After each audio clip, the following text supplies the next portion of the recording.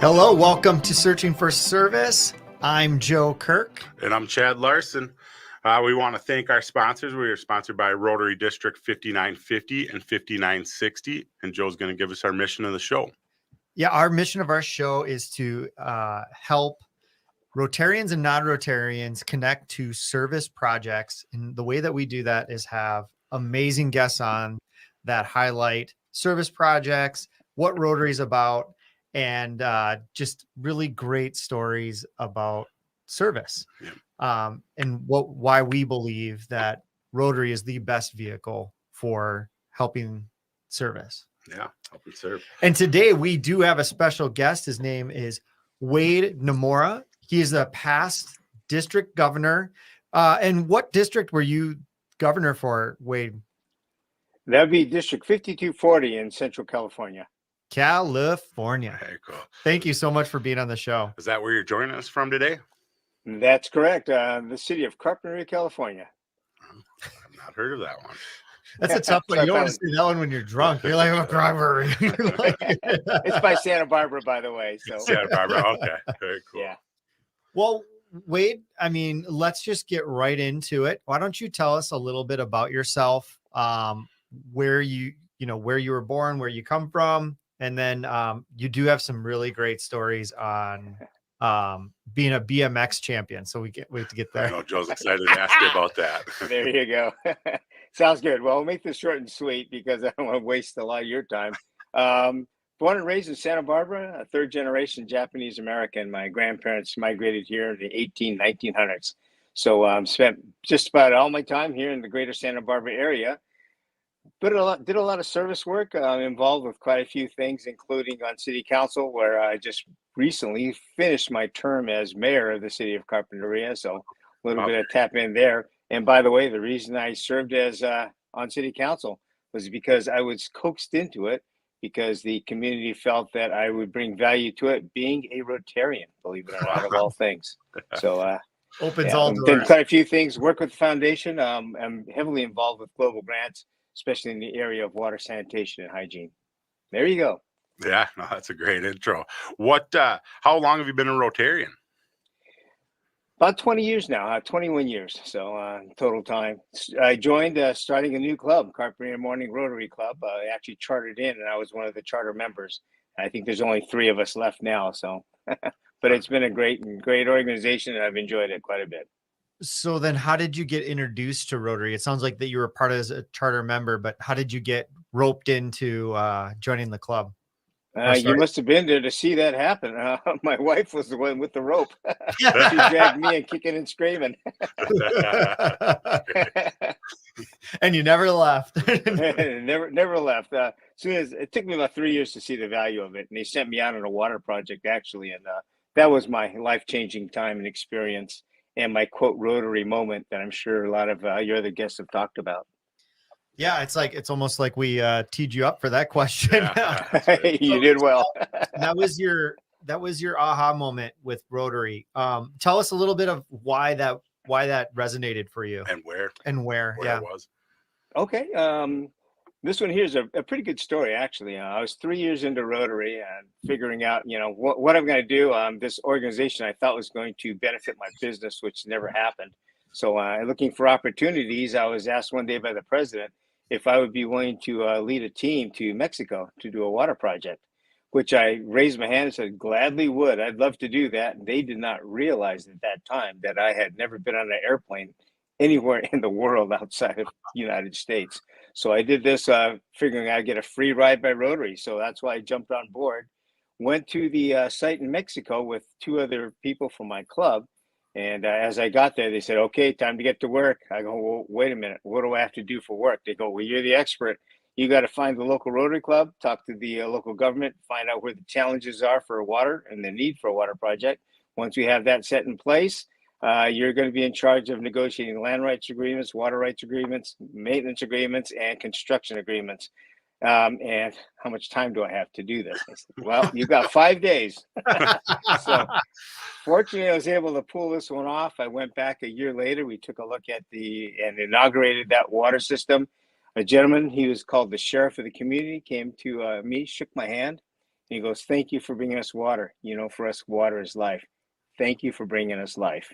That was my aha moment. Go, wow, I came on a free chip. I probably paid that back 1,000 times now, but the rewards have all been equal. I've enjoyed every one of them.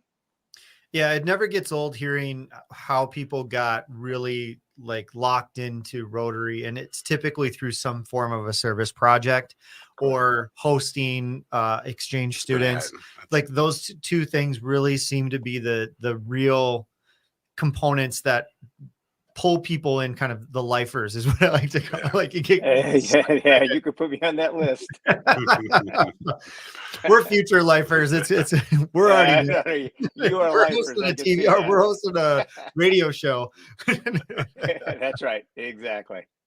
Well, I always find it really fascinating how Rotary really fosters an environment for everybody, really. And can you talk a little bit about that in how have you always felt welcomed? Have you always felt like that Rotary has been a place for you and your beliefs, traits, things like that you really care about? Originally, when I first started, no, I didn't see any of the value in it. You know, again, I was joined because I was forced to join. I was looking for angles, things like that, that would, I would say, benefit being a Rotarian. Couldn't find those things. It wasn't until I realized that, wait a minute, you know, it's all about service, but service can only be done with an expertise or an interest that the individual has. I think that was the biggest difference that I found. Once I found that niche, you know, it was easy to continue on that track. Currently, I'm doing as many as 6 to 8 different international trips a year for the Rotary Foundation, looking at projects, evaluating, and assisting with making them better. That's why you got such a great tan. There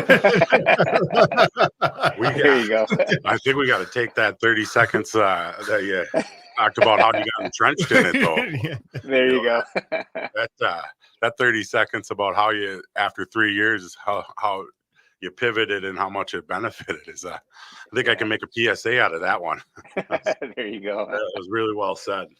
You know, one of the things about your background that really jumped off the page when I read about you was you're a BMX champion.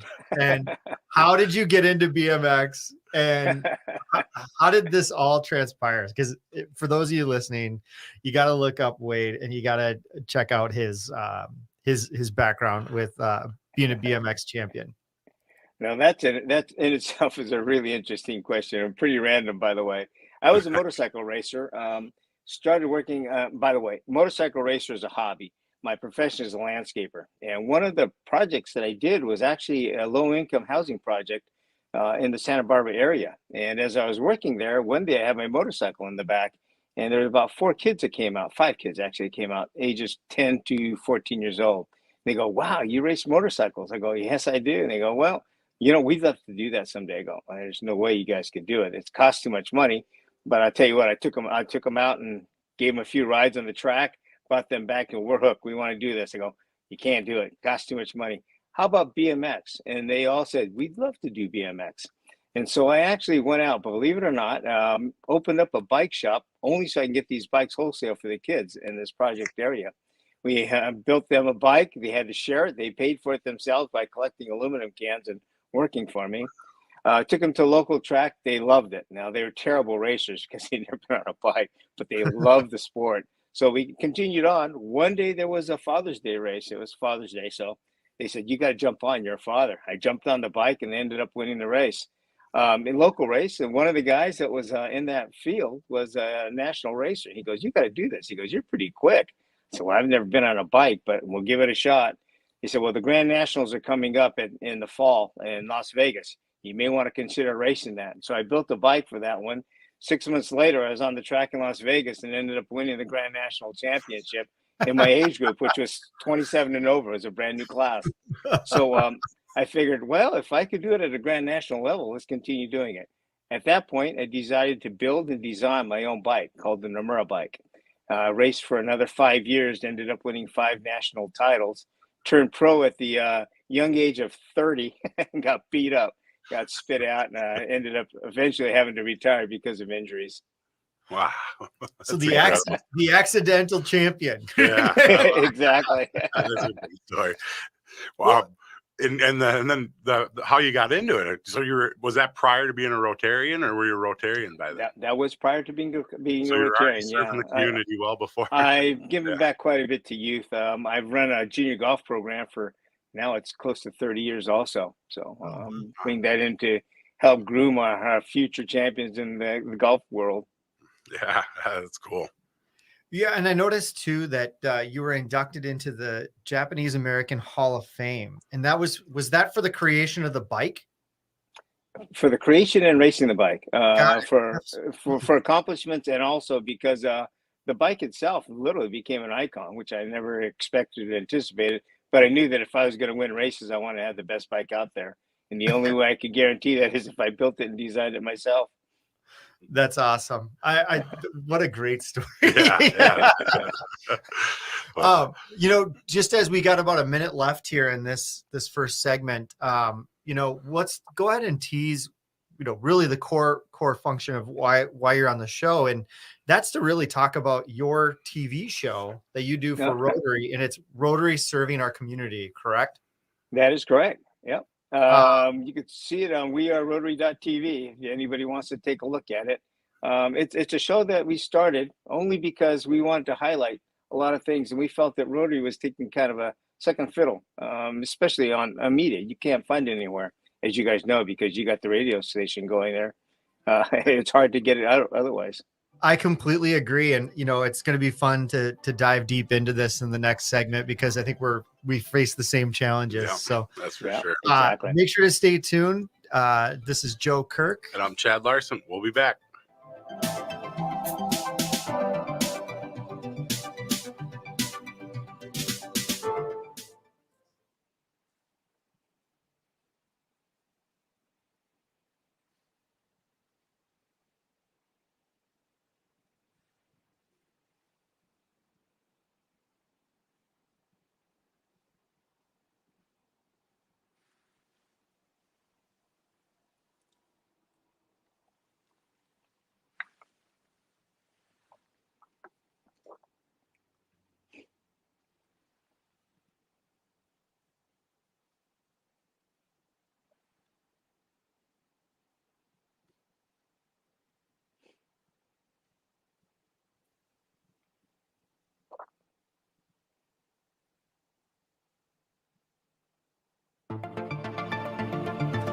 Welcome back to Searching for Service. I'm Joe Kirk, and with me, I'm Chad Larson. If you'd like to find our podcast, you can find us on any podcast platform. You got to search Searching for Service. And what do we like? 5-star reviews. Yes, we do. Like, share, but you can find us on any place you get your podcast. And you got to Searching for Service. Yeah, that's a tongue twister every time. I still haven't found a better way to say it. I know. And if you're just starting to listen to us, we have Wade Nomura on here. He's the past district governor in California. I can't remember the district number. I'm sorry, Wade. It started with a 5. I know. Started with a 5. Yep. 5240. 5240. And we were just actually talking a little bit about Wade's background, how he got into Rotary, how he got into BMX biking. And now we're going to talk about how he got into a television show. And it's so fun because we're both, you know, trying to broaden the horizons of Rotary through different forms of media. And so talk to us a little bit about how it all came up. And again, the TV show is Rotary Serving Our Community. That's right. We started about 7-8 years ago, and the idea was I was actually approached by somebody that wanted to have a TV show. He goes, you know, all the great things Rotary does, why isn't there a TV show? I said, well, I can't answer you. I know Rotary International doesn't have any plans of doing one. He goes, well, I think it'd be great if we had one. Start it local, we'll build it up, then spread it out using maybe a YouTube link or something like that. So I go, that's a great idea. Well, who are you going to have host it and, you know, produce it? Go, well, wait, it looks like it might be you. I go, might be me. Well, we want you to at least host it. And I think eventually you're going to be producing it also. So I said, well, if that's the only way we're going to do a TV show, so be it. So I jumped into the TV show, started by highlighting some of the local events, local projects, things like that, where we would actually go out on scene and start shooting some of the interviews with people that have done great things. later on, became easier for us to do most of that work in a studio. So I have a nonprofit studio where they actually let us come in there and use their studio to shoot these shows with. So currently, I think we have about 150 shows in the can. So we've Wow. been pretty successful with that. So we have a lot to catch up on. Yeah, just over 30 here, so we got a ways. Forget Netflix. We're gonna binge. We're gonna binge. So and, you know, I'm gonna parallel this a little bit with like some of the things that we encountered as well. Is so getting the show started. You know, you talk about it being very hyper local, and trying to highlight the things that are going on in your community. What was the start on how did it grow? Because Everything always evolves. Everything always does. You know, you get to connected to somebody that gets connected to somebody. And then Right. next thing you know, you got Wade Nomura on your show, who's in California, right? Like, so. Well, actually, it's an interesting one because I did start it locally. And the one reason I did it locally because the sponsors were local based. So I go, well, you know, for me to keep it local would mean that I'm benefiting these sponsors. So that's why I started that way. One of them approached me and go, well, you know, all the work that you do internationally, why haven't you included that? And I go, you mean I have that choice? So once I heard that, we opened it up. So I started going out and including a lot of the trips that I was taking for the foundation on project evaluations, where we touched in and I covered a lot of those projects from start to finish, where they were, how they located, interviews with some of the local people, things like that. Next thing you know, the project grew, the program grew to where we were probably doing 3/4 plus on these international project trips and interesting people that we've run into and seen. So we got away from the local. Do you find that the international stuff influences the local stuff a lot? I mean, that's kind of been the correlation that we've seen on this show, and it's the connection, you know, whether it's going on an international service project, whether it's the student exchange, the Rotary International, the different types of the different types of conferences and things like that. They really seem to have a lot of connective tissue that does come back to the local clubs. So that is absolutely correct. If you look at, say, the life of a local Rotarian, somebody that's a club member, what they see in Rotary is what they're experiencing, and that is community-based work. They don't get to see much beyond that because they don't have the time, energy, or even the knowledge of what's happening beyond that. So when we start doing these projects that got greater, we went district-wide, then we went, you know, state, national, internationally. It's always fascinating to hear so many people comment, wow, we had no idea Rotary was involved with that one. That's great. That's outstanding. We would have never known that because we are working in the community. Never see that. So I thought that was kind of a huge benefit on why we now broadcast outward, try and make sure that we bring everything into a local community. How long is the show? Is it a half hour? It's a half-hour show. Half-hour Half hours. segments. Correct. You got to cut a lot down. Do you film when you're international, or do you put you know, you're talking use a studio, but do you use you know, film and images from when you're on the trips? Or most of the time, what I've done in the past, that's probably going to change.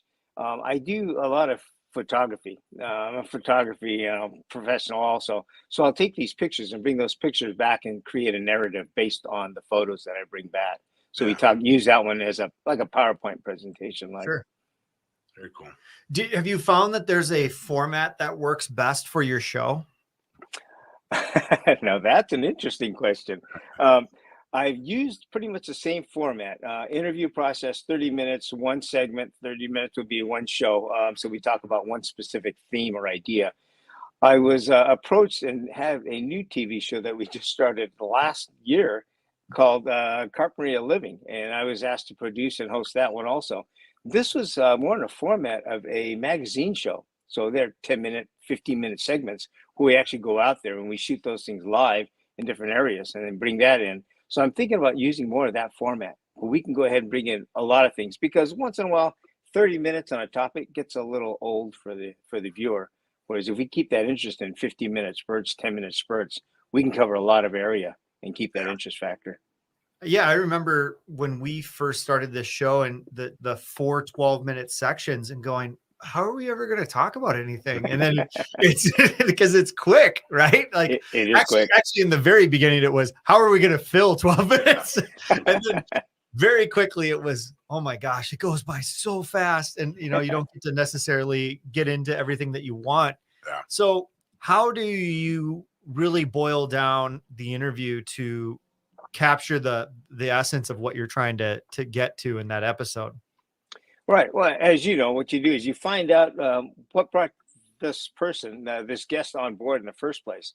And you highlight that and you try and bring that out from beginning to end, how you got involved. And then you talk about the benefits of it. And at the very end, how do you get involved as a listener or a viewer? So those are the same tricks I use there. And I think that's a good way to keep the people engaged. And it gives a lot of opportunity for those that are interested. What have you had a favorite guest or subject matter? I knew you guys were going to ask me that question. I would say one of the interesting ones, and I would like to share this one only because it's good timing. You guys asked me this. One of my interviews I did was in Atlanta at the International Convention. And in Atlanta, I had the opportunity of interviewing then director Jennifer Jones. And I asked her at this interview, I go, when do you think we are going to see a woman as a president of Rotary International? And her answer, very unique. She goes, it would be a travesty if we had a woman president of Rotary International because she was a woman.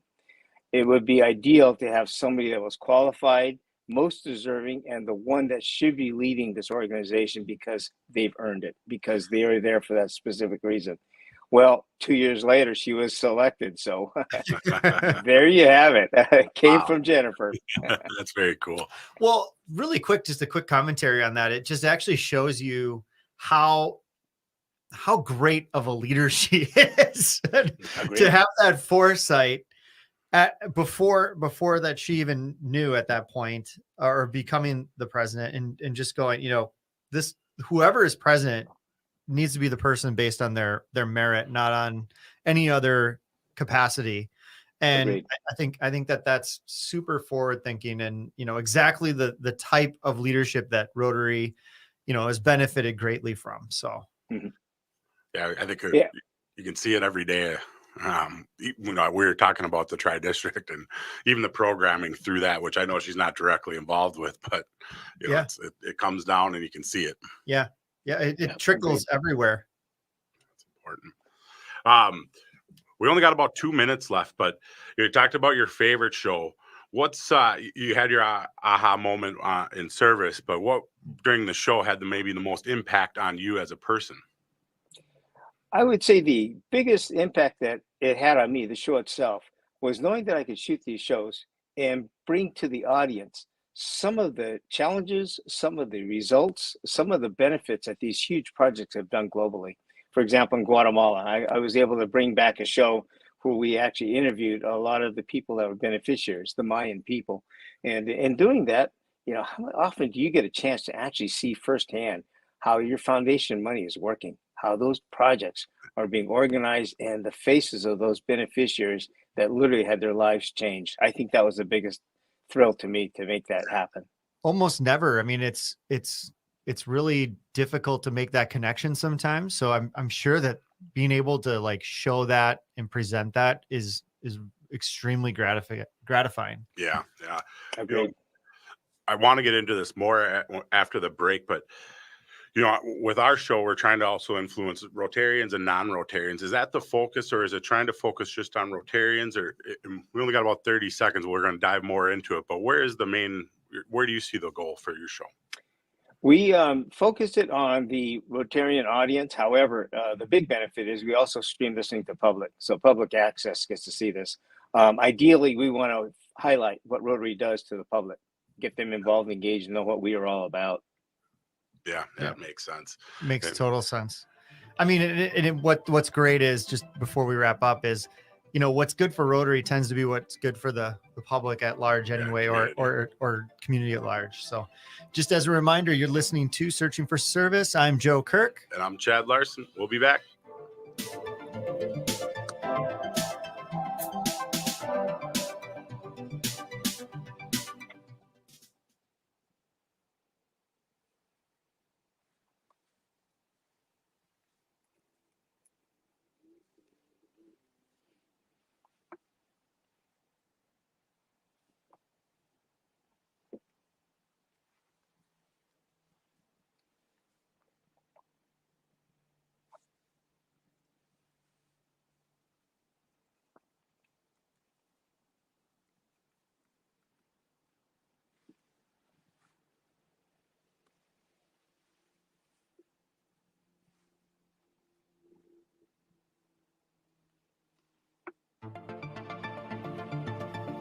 Hello, welcome back to Searching for Service. I'm Joe Kirk. And I'm Chad Larson. And today we have Wade Nomura on, past governor for District, 5240. Nailed it. You wrote it down. See, this is why we're a good team. But we've been talking about Rotary serving our community. It's a television show that Wade has really championed for Rotary. Created, produced. Yeah, it sounds like all of it. All of it. One thing I mentioned to Joe is, how have you grown it? It starts obviously at the club level and local, but you talked about how you grew the content and how you branched out, but how have other Rotary groups, or how have you grown the exposure of the show? Does that make sense? It does make sense. And one of the ways we do it, as you're doing, you reach out to different areas of the country, different areas of the world. You tell them you're shooting this TV show, then you send them the sample of that one, give them the link to it to where they can watch all of them. That expands your network quite a bit. Whereas previously it was just whatever showed up on public access. Those are the ones that we get to see. So I think that was the biggest difference. By the way, if you got time, there is another TV show that I did that I thought was really fascinating after thinking about it during the break. And that was show that I did on polio. I'm actually a polio survivor. And one of the ways I got involved with that is when I found out that I really did it. I had the opportunity to go to India in 2010 to the city of Moradabad. And in that area there, I got to see behind the scenes because I was, quote, a governor, because I was a polio survivor, and because I was taken under the wing of the National Director of Health of India. In that time, in those 5 days in the city of Moradabad, we were able to immunize, and I say we, 3,300 volunteers plus the 5 from our team. We immunized 916,000 children under the age of 6 in 5 days. Wow, that's incredible. Isn't that amazing? It's hard to wrap your mind around how many people that really is. Exactly. 3x Minneapolis. Yeah. Wow. You guys must have been very efficient. They were. When I say they, we were there more or less. Royal we. Support. Yeah. More support. Yeah. And the media was chasing me everywhere. So it worked out well. So we talked a little bit about the show format, some of your favorite moments, but what have you seen as the impact of the show? Have you been approached by people like, oh my gosh, so great you're doing this show. I love that you're having these type of guests on. What's been the impact? I would say the biggest impact, people that have interest in specific topics will find that show. So having, about almost 150 of these done, they can pick and choose what they want. The biggest advantage, though, is that the people realize at the end that this is an opportunity for them to highlight their program, their project, their events. And so that's what we look at. We actually are doing these shows so that the other people that haven't yet used our tool, our vehicle, will have that opportunity to do so. Very cool.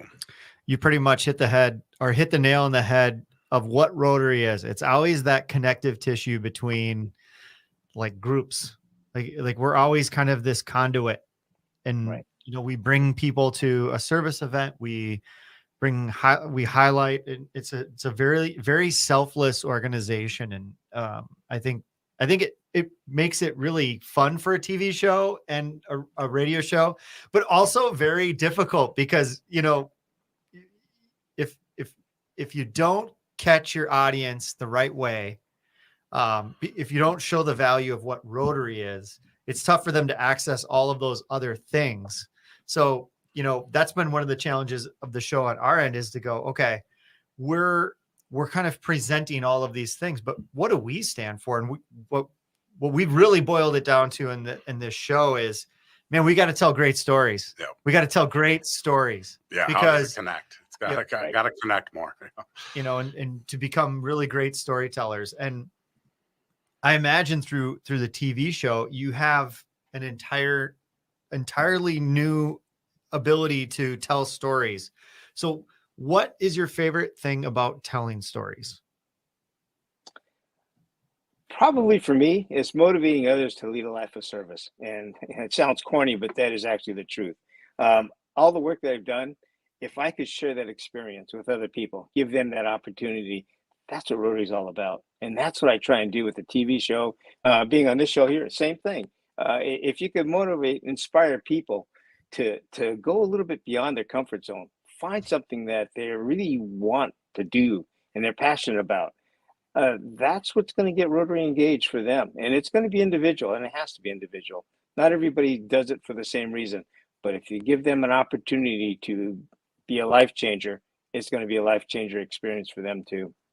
Yeah, that makes a lot of sense. And I don't think that's corny. I think it's very much It's a mission statement. Yeah. When, as you talked about your past too, through everything, it all lines up. What, as you're rebooting and getting more content and going forward with the shows, are you changing anything? Are you kind of staying, the course you're at, or where's your goals, and as you get back going with it and ramping up? Well, that's a good question. Ideally, I started the show. I've been doing it for this long now. What I would love to see happen is this idea sprout up with other people doing the same thing, like you're doing with the podcast. Yeah. Because we can't cover everything, and not everybody's going to find us. But if there are a lot of us out there, they'll find something. And if that's focusing on Rotary and the mission that we do, that would be the ideal situation.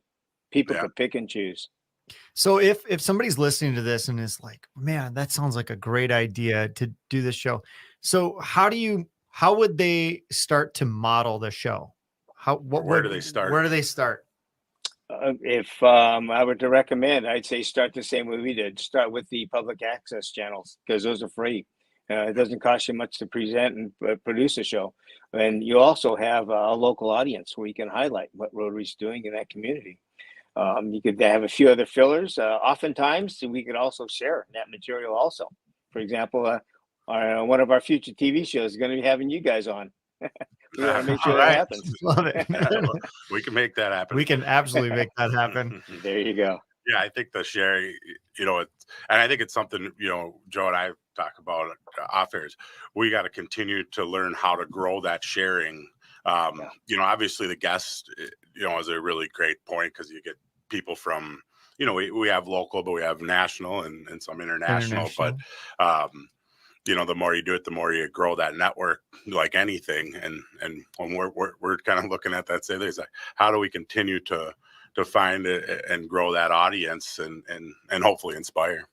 Well, speaking of inspiration, I mean, I feel like with every guest, it's more inspiring for us. And it's like, how do we get this to our audience and continue to push this into our audience? And because it is so inspiring when you hear and you hear, like, what are we, like 31 episodes, I think it is in, and we've had 31 different reasons why people have joined Rotary. We've had 31 different reasons and stories of, their aha moment, like all of those things, but they're all equally as impactful. Yeah. And it's just, you just keep coming back to going, man, Rotary just is unbelievably underserved and out there. Yeah, you see the numbers, at the club meetings or the impact, but the stories are what really kind of hit you. It's not when we talk to some other people on international, maybe funding and, how much of an impact it's had here and here, the numbers are astronomical, but then you hear the story of the individual that they actually connected with. And that leaves you, speechless all the time. Yeah. Like, wow, it's pretty cool. What, in our next segment, we'll talk about the future of the show, and we've kind of teased on it a little bit, but what are you most proud of with your show so far? I mean, it sounds like that it's been a labor of love for you. So what are you most proud of?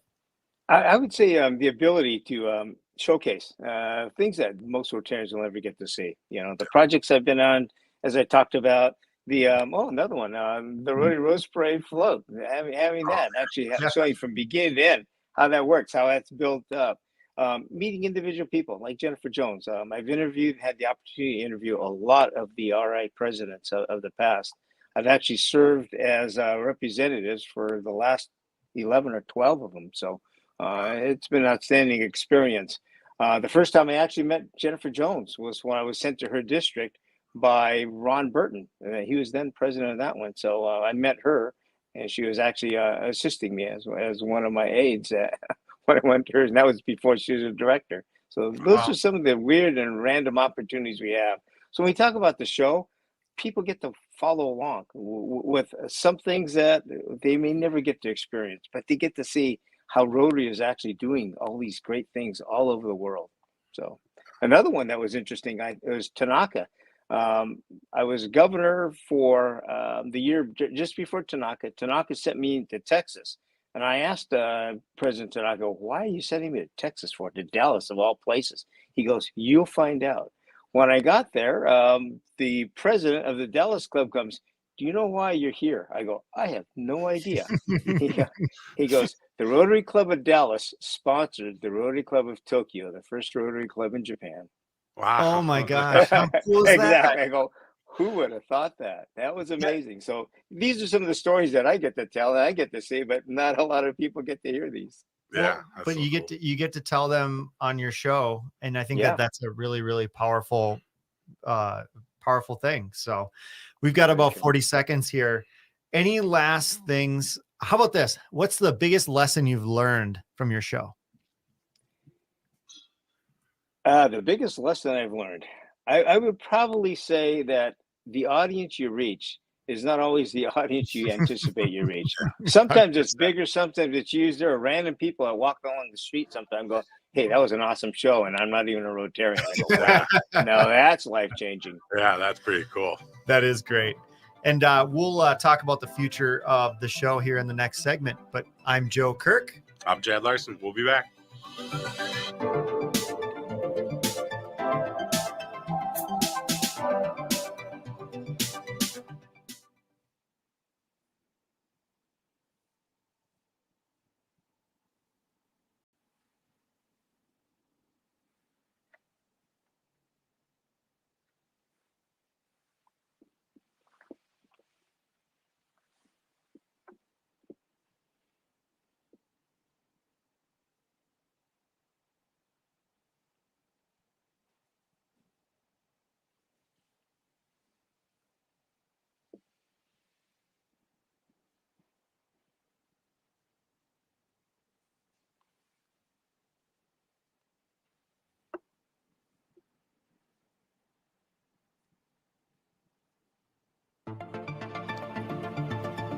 Hey, welcome back to Searching for Service. I'm Joe Kirk. And I'm Chad Larson. And today we have Wade Nomura on. He's the district governor for 5240. All right. And we've been talking about mostly the TV show that Wade has put on, Rotary Serving Our Community. And in this segment, we like to talk about the future and how we imagine it going forward. So I thought we've kind of talked about it a little bit, but let's just talk about it really quick on what is your hopes and dreams for the TV show in the future and what your involvement is. Sounds good. I plan on continuing using this pretty much the same kind of format, but make this more of a magazine type of show where we can highlight different segments of Rotary life and maybe 10-minute, 15-minute segments. I think that would be a lot of interest for the people, the audience that are watching it. Ideally, in the long run, as more media pops up, for example, podcasts, that was something that wasn't even existing when I started my TV show. Things like that, if people start replicating this, I think that's going to be probably the biggest benefit we see, because that will change with time. It'll evolve. Right now, TV shows are, they're kind of halfway there, halfway not. Some people like them. Some people are switching to other forms of media. So I think this is where other people jumping on board with different ideas will be able to take this to the next level. I assume are the shows on YouTube? They are on YouTube, yes. Great. And again, we are Rotary.tv. You'll find it there. Perfect. And I'll put those, if you're listening to the show or watching the show, I'll have those links in the description so you can go check it out. Well, great. Well, why don't we just move on from the show? There's a couple more things I want to highlight. Or you got something else? I want to ask, Joe and I were talking, how do, as us both having shows, how do we collaborate and understand that, how do we grow in that we're trying to do this, very similar things, and both reach the public, but also show that there's other ways to highlight things about it. Any thoughts on that? I do. A big one there. I'm thinking that ideally they have in Rotary what's called Rotary friendships and these fellowships. If we were to create one, at least become a network where we could all share the same experience, exposure, and the marketplace. That's something we need to do. Now, if we look at who's out there doing these, I know there's two of us. I don't know how many more there are out there. Calling all podcasters and TV folks. There you go. Yeah. But I think that would be ideal if we were to do that, and we could then share best practices and share experiences and programs. Yeah, I think that's great. We just laid down the gauntlet. We're going to create a Rotary Fellowship for the media. Yep. Well, do we want to go into some other stories? Yeah. So you just briefly talked about, that you had an episode on the Rose Parade, but I want to hear more about. Are you guys involved with it regularly, or was it one time? And something we see that's pretty cool from afar, but we just wanted to hear more about it. Yeah, we've been doing it consistently for decades. We do it each and every year. The only time we missed was for the during the COVID times, of course. Yeah. The reason we do this one, again, it puts us out there in the media. It's being televised by multiple networks on the first of the year, except for if the first of the year is a Sunday, then it moves to the second. Yeah. But it's being seen and viewed by close to 40 million people. That's our audience out there. And live, about 750,000 people actually line that parade route and actually see it going there. So we do this each and every year for that. It's huge. And it's the biggest time, the greatest exposure Rotary will have in that entire year. Sure. And that's big if you think about it. So what do we do as a committee? It takes us close to $200,000, just under that, maybe $160,000 to $180,000 to put this float down. It's all funded by the committee. So we put most of that all work together ourselves, fundraising, the whole it works. We outreach by having ambassadors throughout the country or the world. Any club or district that wants to participate with us and become an ambassador, they can buy in as a member that way, and they'll help us out also with that experience and exposure. We build it with a company called Phoenix Floats, and they actually are float builders. They put between 20 and 25 floats in the parade each and every year. So we work directly with them. They give us a pretty good discount, close to maybe, I would say, almost 50% off because we're a nonprofit and we've been with them for so long. This year, the theme is going to be, let's see. The theme this year is clean water, the music of life. And what we do is we merge the two themes together. The parade theme is celebrating the world of music, the universal language, and of course, incoming one for President Gordon McAnally is create hope in the world. So we merge those two together to come up with the theme for the float. Wow, very cool. Are you guys already in design or past design, or how? We are in design. We are actually in the fundraising mode, trying to get teams together. We were looking at how and when we can put all this out there so that people know about it around the world. Cool. If our listeners are compelled to either donate to the Rose Bowl float, how would they reach you, or how would they? Good question there.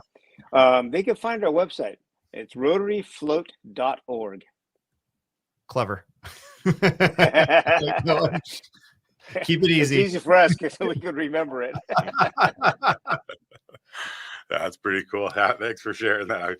Like we talked about, that's something when you look at it, like, oh, it's just a parade. It's just a parade. Yeah. I figured there was a lot more that went into it than meets the eye.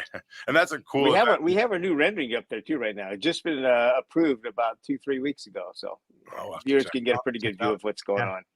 Yeah, very cool. How does one get onto the float? Oh, yeah, there's a good question. Again, since it's all about fundraising and we have to do this ourselves.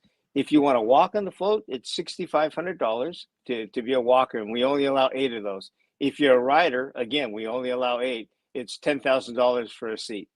Very cool. And a lot of times what clubs, districts do, they'll fundraise for it, and then they'll have a random drawing, and that's how a somebody lot gets- of them show yeah. up that way. That's a cool way to do Yeah, it. I think Tom Gump was on it. Yeah, Was it last year? Tom definitely was. Yeah. Tom's been Yep. on the show. And he's a Lloyd member of our Campbell club. was out helping us decorate it too. So Oh, he's Oh my a God. big Yeah. supporter. Yeah. Very cool. I wasn't a Rotarian yet, but I was in California. I should have, had I known it. You should have come by. Yep. Very cool. Chad is a testament to this show.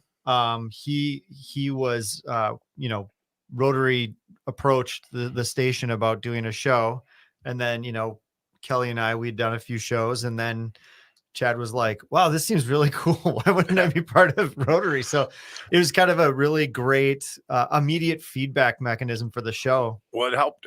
For me, it really helped in that I had, years ago been to Rotary clubs, and, I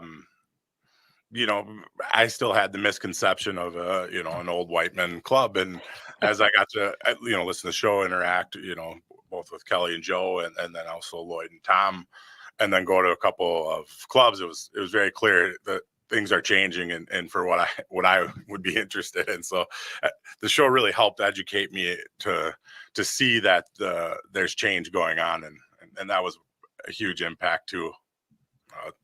It's been awesome to join and really starting to get entrenched. I get more I learn a lot at the shows, which I think I'm pretty fortunate as a new Rotarian, because I know more a little. I probably know more a little on the international side of things.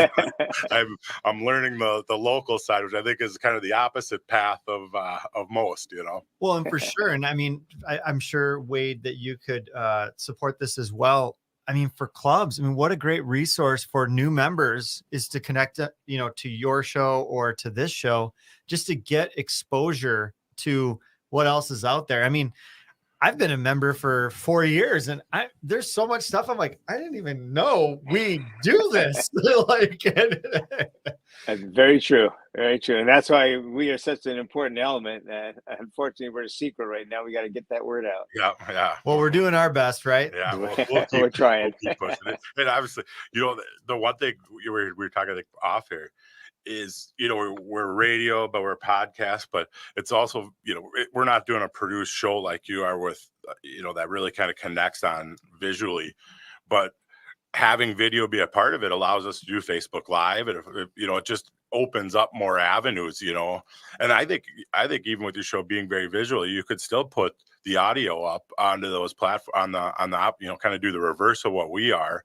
And the main driver will still be the other platforms, but somebody that might get interested could still learn from, what you're talking about each week. Those are great points. And again, that's what I'm looking at, the evolution of it, because what is here today is not going to be here tomorrow. Yeah. It's always changing. I can tell you that. Well, I have to thank you, Wade, because, just even having you on and talking about how your process with the show, and oh my gosh, we could incorporate this, that, and the other thing into the radio show. And so it's already helping us get better. And I want to thank you for that. And hopefully, being on our show and kind of understanding how we interact with our guests informs your show, and we can learn from each other. And we're going to create the fellowship. That's right. There you go. I literally have that written down, underlined twice, because that is a no-brainer. Before we go, what would be one thing you want to leave with the listeners? We got about a minute left, a little less, but any advice, or just in general, doesn't need to be show related? I would say this, and this is for anybody that's out there. Take a look at what you really have a passion for. Rotary gives those opportunities, brings a whole team together for you. So if you're trying to change somebody's life, if you're trying to improve something in your community or anywhere, Rotary is a place to start, literally, because you have people, like-minded people with a passion to serve. That's what I really want to push forward. Those opportunities are there for Rotarians. Well, and thank you so much, Wade, for your service, everything that you're doing, and most of all, being on our show today. Yeah, thank you. And we look forward to staying in touch. We will definitely do that. Thank you. And thanks for having me. Sure appreciate it. Thank you. And again, for those listening, we had Wade Nomura on, past district governor for District 5240. Awesome. I got it right. As a reminder, I'm Joe Kirk. I'm Chad Larson. And as a reminder, it's time to stop searching and start serving.